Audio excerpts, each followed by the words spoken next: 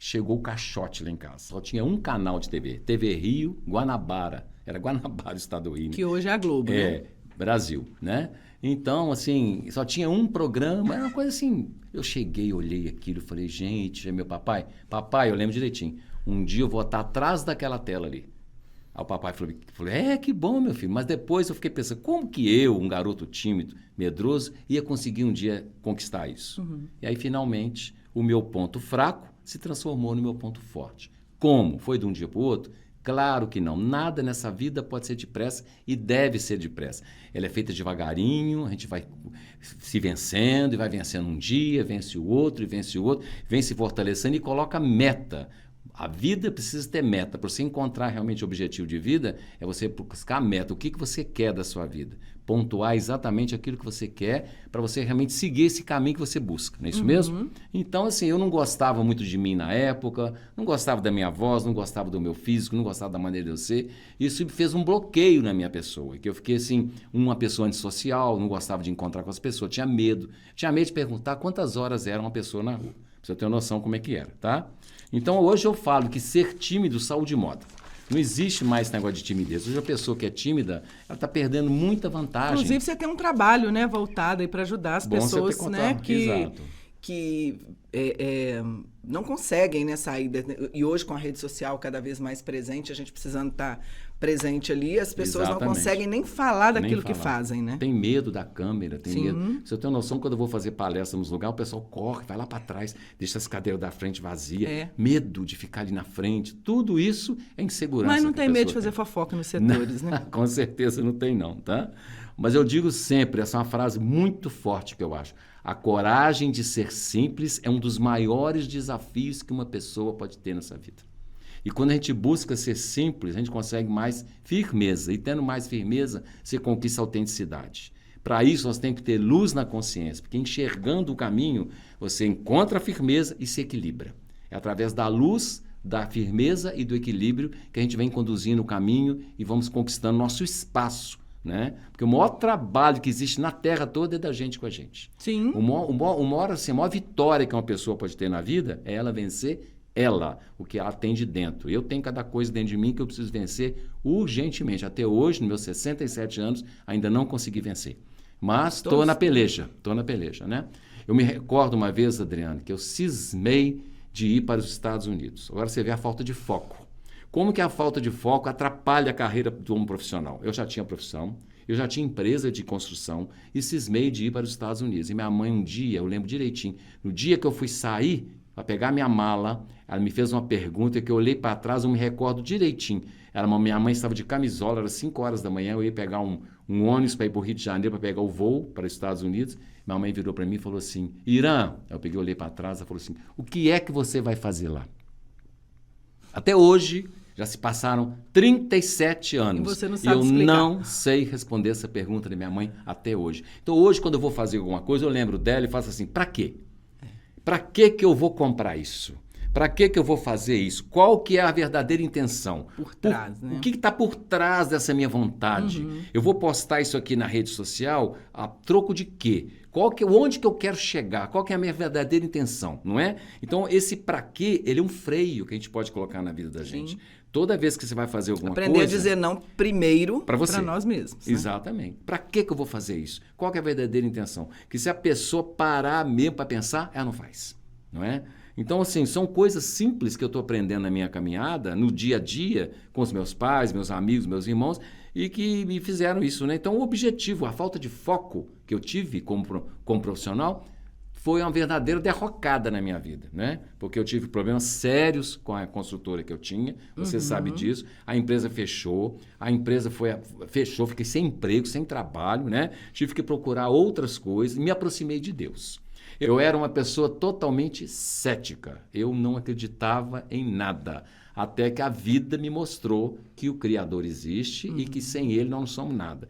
Hoje eu posso me considerar uma pessoa rica porque eu tenho Deus comigo. Eu sinto que eu tenho Ele me guiando, me conduzindo, me iluminando e me fazendo assim, e me trazendo assim as melhores respostas que eu poderia ter na minha vida, né? Então, eu assim, hoje, atualmente, eu quero até mostrar um negócio aqui, uma surpresa para você, você nem sabe, Adriana. Olha o que eu trouxe aqui para mostrar para todo mundo. Isso aqui, ó, você relembra disso. Olha que bonitinho. Relembro. Esse aqui, para quem ainda não sabe, muitas pessoas já sabem que eu já apresentei nas minhas palestras. É um vestido de 1 ano da minha filha Sara, que hoje é uma médica, mora no Rio de Janeiro, uma pessoa de sucesso, uma menina que venceu, não só por mérito meu e seu, mas pelo mérito dela mesmo, como estudante, como pessoa que quis estudar. Esse vestidinho aqui, quando ela fez 1 ano, no dia 30 de agosto de 1996, e esse tamanquinho foi comprado logo depois também, aqui, ó, que bonitinho, olha. Comprei, acho que quase na mesma semana. Né? Eu precisei emprestado da minha mãe R$10 para comprar esse vestido. Foi verdade. Eu lembro direitinho, numa loja que tinha Citicol. Eu comprei isso lá. Então, está mostrando para vocês o quê? Que no ano de 95, né, eu tinha no meu imposto de renda várias propriedades. Apartamento, sítio, quando ela loja, nasceu, né? 95. Nasceu, carro e não sei o quê. 1 ano depois, eu tive que pegar R$10 emprestados com a minha mãe. Então, e 14 do tamanquinho que ela me deu para poder comprar. Foi 14? Foi 14. Olha que bonitinho. Fazer um chaveirinho com ele. Vamos pro seu para mim, tá? Então tá aqui guardado. Então eu fico falando assim, eu vejo assim, o que isso... E depois a Maria Eduarda vestiu. Vestiu também. E calçou também. E calçou também. Exatamente. Para você ver como é que as coisas são, né? Que essa volta que a vida dá, essa roda gigante que mostra para nós. E eu fico pensando assim, se eu passei por isso tudo, foi necessidade espiritual minha. Para quê? Para eu poder ter consistência para chegar na frente de uma plateia e falar com propriedade aquilo que eu estou falando, com segurança, porque é fato. Não é invenção, não é teórico, é coisa que aconteceu, que eu vivi, que eu senti. Então o coração quando fala, e a gente venceu aquilo que a gente fala, a palavra tem força. Sim. Uma palavra que é falada com mentira, uma palavra que é falada assim, sem ser verar a verdade, né? Ela não toca o coração das pessoas. Não tem jeito que não toca, né? Então assim, eu passei por vários temporais. E o que serve o temporal, Adriano? Temporal serve, sabe para quê? Quando vem aquela ventania toda, ela sacode as árvores, não sacode? Para quê? Para tirar todos aqueles galhos secos, Sim. aquelas folhas velhas, tirar o que não presta de dentro de nós, aquilo que não vale mais nada, sacudir a gente e deixar a árvore toda verdinha de novo para um recomeço, para um novo momento. E às vezes derruba até os ninhos dos passarinhos. Só que os passarinhos não param de cantar. E eu parei muito de cantar porque eu vivia reclamando. Em vez de eu agir, eu ficava reclamando. E reclamação é uma coisa assim que o universo não gosta. Dá ré na vida, né? É um ré. É uma ré nas ações, né? Então, assim, esse passarinho que continua a cantar, ele vai construir um ninho novo. Um novo ninho, né, uma nova moradia e está sempre feliz. É um ensino que a natureza dá para nós. Se a gente prestar atenção nas coisas da natureza, a gente resolve a vida da gente todinha. Sim. É impressionante. Agora vai falar que não, né, que não dói, que não doeu, mas vai passar. Já passou, graças a Deus. Eu lembrei da minha mãe, minha mãe usava um sapato sempre 37. Você sabe dessa história? Sei. A minha mãe usava um sapato, eu conto isso nas minhas palestras, porque dá gancho para um trabalho. E aí minha mãe, toda vez que a minha mãe comprava um sapato novo, ela ficava mancando dentro de casa. Ai, o sapato tá me apertando. Ai, meu joanete. Ai, não sei mais o quê. Traz a bacia de água morna. Aí botava o pé na água morna. Falei, mamãe, tem alguma coisa errada com esse sapato da senhora. Toda vez que a senhora compra sapato, dá problema no pé. Quando não ia pro casamento com um pé de um sapato, do outro, né? Aí, exatamente. Aí, o que aconteceu? Ela descobriu que o pé dela não era mais 37, era 38. Era 38. E ela continuava comprando sapato 37. O que isso ensina para mim e para nós todos? Que a forma, quando chega a um determinado tamanho, ela não nos cabe mais. Tem certas coisas na vida da gente que não é mais para nós. Não é para nós, aquilo já passou, a gente já cresceu, a gente já amadureceu, aquela forma é velha. Então, a pessoa que insiste em usar a forma velha, ali, né? Insiste num comportamento, numa atitude, numas escolhas inadequadas para o tempo dela, para a idade dela, para o amadurecimento dela, vai sentir dor. Pode ter certeza que é um sapato apertado. Então, essa forma nova apareceu para mim e eu não gosto mais de repetir erro. Porque se a gente repete erro, é porque a gente não aprendeu. Porque se tivesse aprendido, não ia repetir o erro. Concorda comigo? Tem uma história interessante, eu gosto de falar a história, assim, quando ela não é minha, eu falo que não é minha. Essa história não é minha, eu aprendi com alguém, tá? 2 pescadores foram pescar lá no Mato Grosso. Você conhece essa? Não. Muito interessante. Chegaram lá, pescaram, alugaram um avião, teco-teco, para caber o piloto e os 2. Na hora de ir embora, o piloto olhou e falou assim, o que é isso aí? Aqui tinha um saco assim, com 60 quilos de peixe. E você aí, 60 quilos de peixe também. Falou, não cabe. O avião só aguenta eu, você e um saco desses. Os dois não vai dar. De duas umas. Ou um vai sozinho, ou parte ao meio 30. Aí vem aquela coisa do egoísmo humano, né? Todo mundo quer. Não, eu vou levar o meu, vou levar o meu, vou levar o meu. Cismaram que tinha que levar os sacos inteiros. Não podia partir. Aí um deles chegou ao pé do piloto e falou assim, "Senhor piloto, é estranho. Ano passado nós viemos aqui e o avião decolou. O piloto não era o senhor. Ah, o avião saiu? Saiu. Ah, então tá, vamos embora então. E entraram no avião.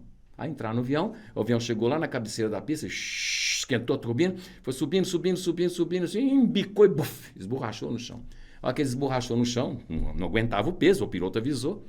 Ele falou, um virou para o outro e falou assim, compadre, olha só, nós caímos no mesmo lugar do ano passado. Caiu no meio, quer dizer, a pessoa sabia que ia esborrachar, ela sabia que ia se arrebentar toda e foi lá e fez. E muitas vezes nós fazemos isso. Nós sabemos que a gente vai se arrebentar todo. Com os mesmos erros. Com os mesmos erros, vai lá e faz de novo e apanha outra vez. Então, assim, eu peço a Deus que nos livre dessa persistência de coisa ruim, né? A gente não pode fazer isso, repetir erro, não. Então, eu vejo como grandes oportunidades, sabe, Adriano? E uma delas é isso aqui, ó. Eu faço essa dinâmica sempre nas fábricas. Quando chamo uma pessoa lá na frente e mostro para ela essa palavra aqui. O que você está vendo aqui? Tá mostrando direitinho, né? Dificuldade, tá? Aí, para a plateia, eu mostro essa aqui, ó.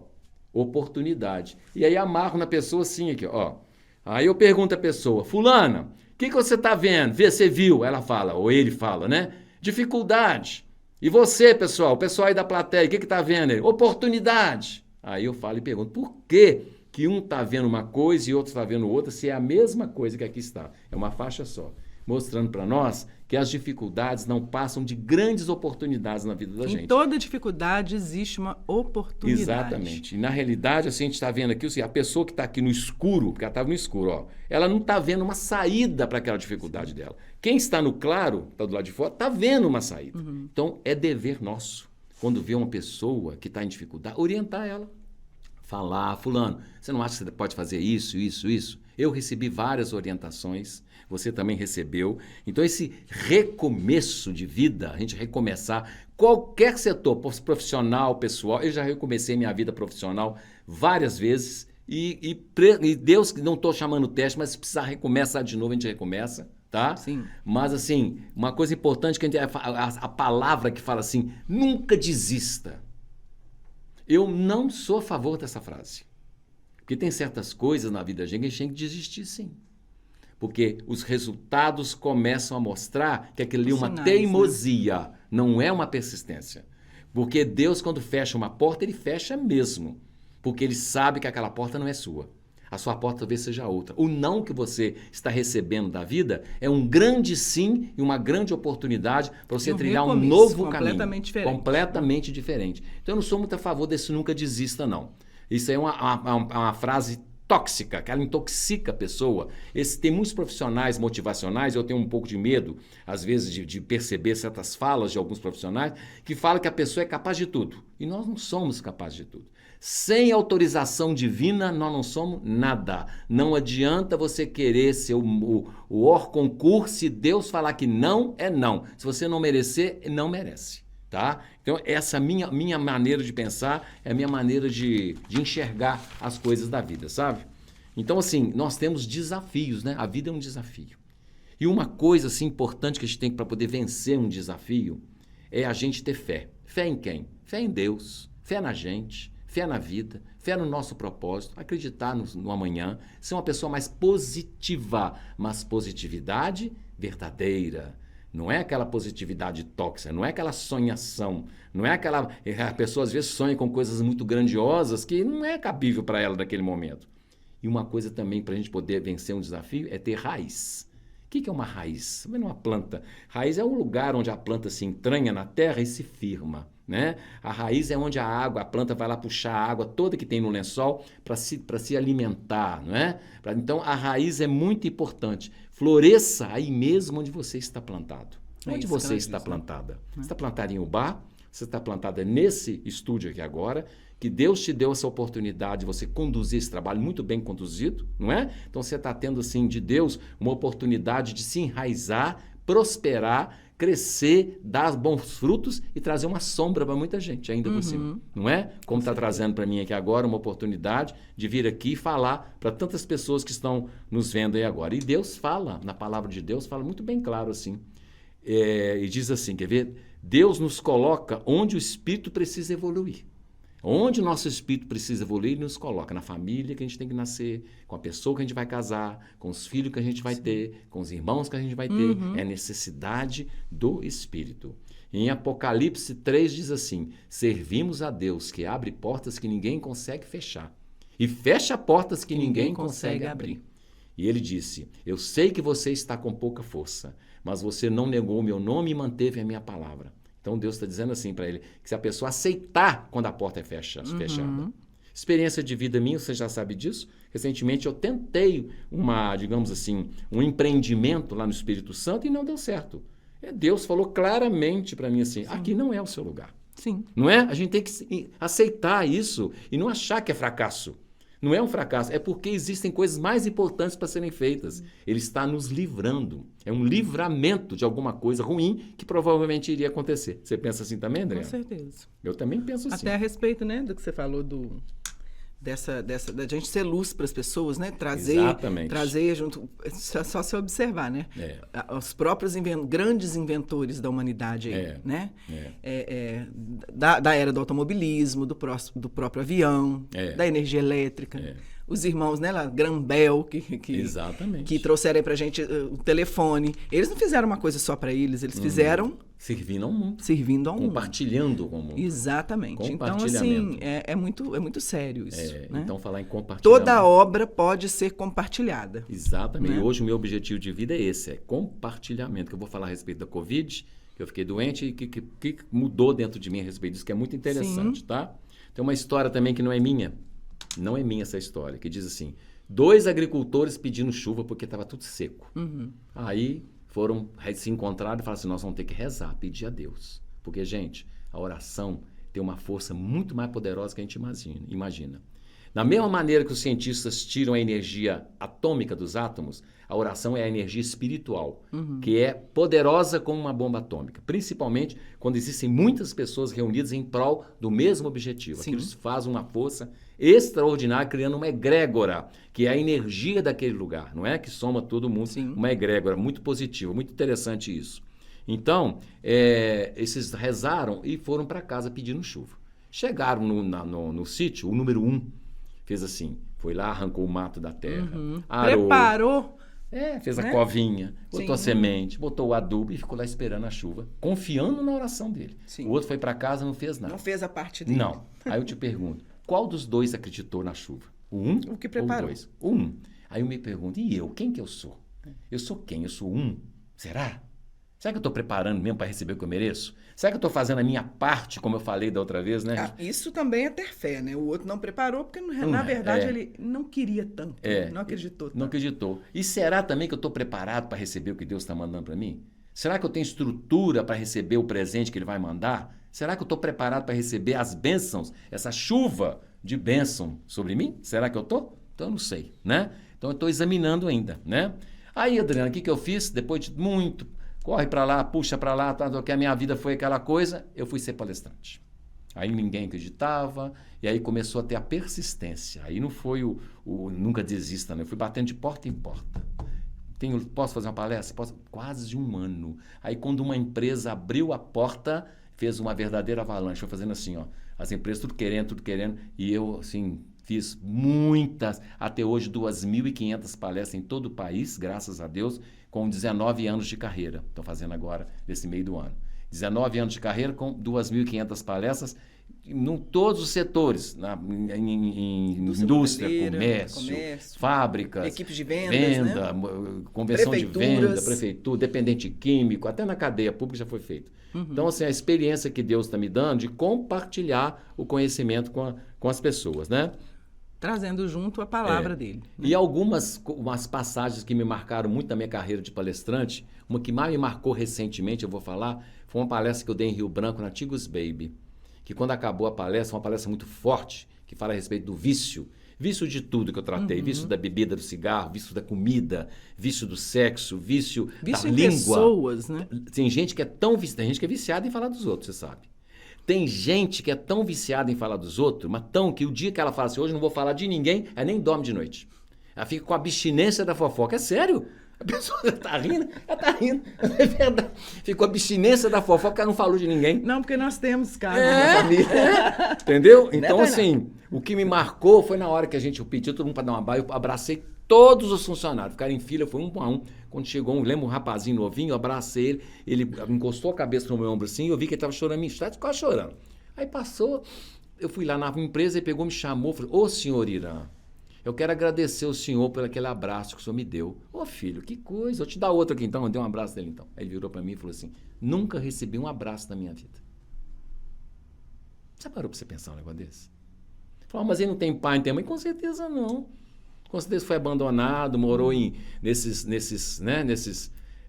lares. Lares aí, a gente não sabe. Nunca havia recebido uma abençoa. Isso me marcou muito, mas muito mesmo essa e história. Até hoje temos, né? Essa história desse menino. Assim, infelizmente. E a minha carreira de apresentador, uma coisa que me marcou muito, eu estava fazendo um programa na TV1, que é a antiga TV Ubá, TV1. E o tema era parar de reclamar para Deus nos abençoar. E aí eu fui almoçar, foi para casa almoçar. Quando eu estava passando na porta do restaurante, assim, tinha uma mendiga sentada no chão, ela estava comendo uma quentinha. Ela tinha acabado de abrir a quentinha. Lá eu lembro, tinha arroz, feijão, frango com quiabo, com angu, que eu adoro, né? Aí eu vi ela lá com a quentinha, ela pegou, ela estava sentada no chão, e eu em pé. Quando eu passei, ela olhou para mim assim, Adriana, e falou assim, com a quentinha, moço, o senhor está com fome? O senhor quer comer? Aí eu lembrei do programa que eu tinha acabado de fazer. Parar de reclamar para Deus nos abençoar. Foi uma pancada, mas uma pancada, Deus me mostrou na prática o que é a coisa, né? Os ensinos que ele mostra para nós, né? Com certeza. Continuando a nossa trajetória aqui, eu quero falar de Abílio Diniz, que é um empresário assim que eu tenho maior assim, gosto do jeito dele ser, porque o Abílio Diniz, ele assim, só todo lugar que tem a empresa dele, quando começa o expediente, tem que ter oração. Como a empresa Lopes de Rodeiro, que eu trabalhei 9 anos, também pratica isso toda segunda-feira, oração. O Abílio Diniz, um homem daquele porte, fala que sem Deus a empresa não é nada. E o gerente dele faz isso sempre. Deus é amor. Sem amor, exatamente. Quando não tem amor, não tem prosperidade. Né? E ele fala uma coisa, quando eu vou entrevistar um funcionário novo para trabalhar aqui, ele fala assim, 2 características que eu preciso dele. Ambição, que tem que ser ambicioso, não é ganancioso não, ambição. É uma pessoa que quer crescer. E humildade. Como é que uma pessoa ambiciosa pode ser humilde? Pode. Ambicionar, vencer na vida, mas ser humilde, saber que tudo que você é e tem veio de alguém. Ter essa sensibilidade de saber que tudo que é seu, que você é, que você tem, veio de alguma pessoa.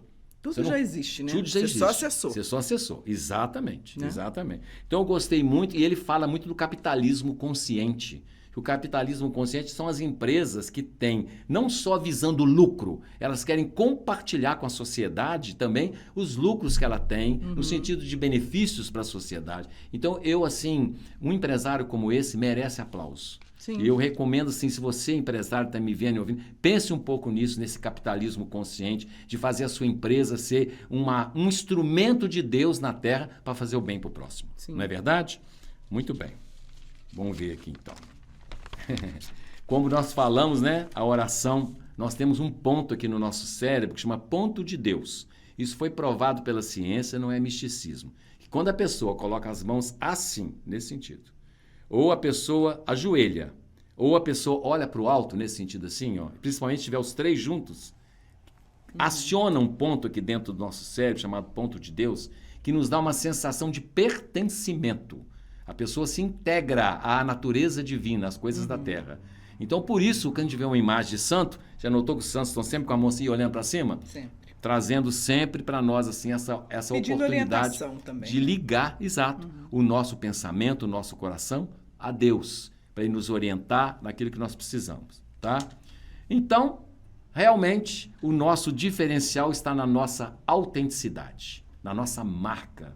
que é a marca? A marca é tudo que a pessoa fala de você quando você não está perto dela. Uhum. Quem é a Adriana? O que a gente plantou? Quem é a Adriana? Uma profissional, muito organizada, ela assim, assim, assim. É a sua marca. Qual é a minha marca? Qual que é a sua marca? Como uma pessoa te define? É a sua marca. Qual é a marca do Irã? Vai ter palestra do Irã? Vai. Tem oração e tem música. Toda palestra minha tem oração e tem música. É a marca que eu coloquei, autêntica, minha. Eu coloquei essa marca, né? Oração e música. Sim. Muito bem. Adriana, em breve não, já comecei a fazer o lançamento da palestra Socorro Segundou, aprendendo a gostar do que se faz. E aprendendo a entender que segunda-feira é só mais um dia. Né? Porque quando eu faço uma pergunta para você, toda hora você fica olhando o relógio quando você está trabalhando, está na hora de ir embora, está na hora de ir embora. Fica olhando o relógio. Chega segunda-feira, você fica triste. Você não Chega domingo, você não quer nem lembrar que amanhã domingo de noite, dá aquela tristeza quando ouve a música do Fantástico. Você está fazendo aquilo que você gosta. E fica assim, sextou, fica procurando sexta-feira, pode saber que você não está fazendo o que você gosta. Exatamente. E como é que eu vou fazer, então? Eu já trabalhei em coisa que eu não gosto, a gente tem que aprender a gostar do que se faz. E como é que faz isso? Retemperando a sua vida profissional. E como é que retempera a vida profissional? É transformar o eu tenho para eu quero. Eu tenho que ir trabalhar ou eu quero ir trabalhar. É diferente, não é? Transformar isso. E outra coisa, dedicar sempre um dia a alguém. Você está com preguiça de trabalhar? Pensa assim, hoje eu vou dedicar esse dia para minha filha. Eu vou trabalhar como se esse dia fosse para ela. Eu vou dedicar esse dia para aquela pessoa que está doente no hospital, meu amigo que está lá muito mal. Eu vou dedicar para ele, vou trabalhar tão bem para pedir a Deus para me dar essa força de que ele cure. Você dedicar cada dia a alguém que você gosta para o dia ser mais produtivo e você ter motivos de motivação para poder trabalhar. Porque 78% da população não gosta de trabalhar. Apenas 22% fazem o que gostam. Olha só, é muito pouca coisa, né? Sim. Eu já pertenci aos 78. Hoje eu estou nos 22. Graças a Deus, porque eu estou fazendo o que eu gosto. Isso aqui que eu estou fazendo aqui agora, para mim está sendo uma festa. Né? Porque eu gosto de fazer isso, gosto de falar. De compartilhar com isso. Né? Bom, agora quero falar a respeito da Covid. No dia 25 de setembro de 2020, fui internado no Hospital Santa Isabel, em Ubá, com alto grau assim de contaminação pelo Covid. Você sabe disso. Fiquei internado no hospital muito mal, uma época que não tinha vacina ainda. Fui um dos primeiros a adoecer dentro de Ubá. Ninguém conhecia direito a doença ainda. Foi uma coisa assim... E aí o que aconteceu? Com toda a atenção que o hospital deu, muito bem dado, fui muito bem assistido, sim, mas houve um fator muito importante. Aconteceram 2 que eu chamo de milagres. O que são milagres? Milagres são coisas que acontecem que a gente não sabe explicar.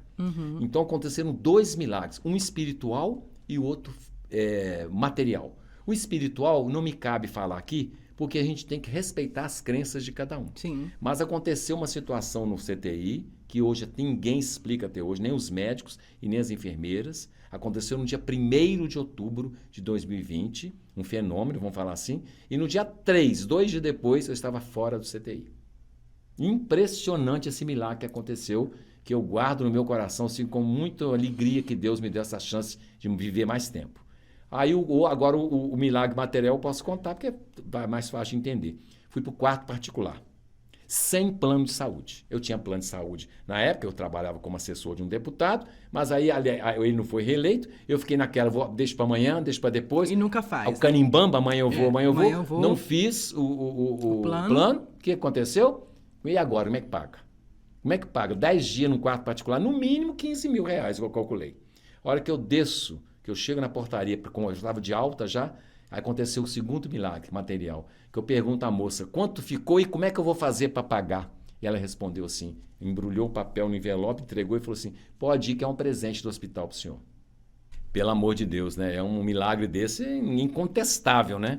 Então eu saí de lá, assim, quando a porta do hospital abriu, comecei a olhar o mundo, eu comecei a ver tudo diferente. As cores diferentes, as pessoas, olhava assim para as pessoas que estavam diferentes, tudo diferente. A minha casa parecia um palácio quando eu cheguei lá. De tão linda que eu achei a minha casa. Minha casa é uma casa simples. O meu filtro lá em casa é de barro, eu jogo água por cima, assim, e amo aquilo lá. Então, assim, eu comecei o que aconteceu? Eu comecei a viver o desapego.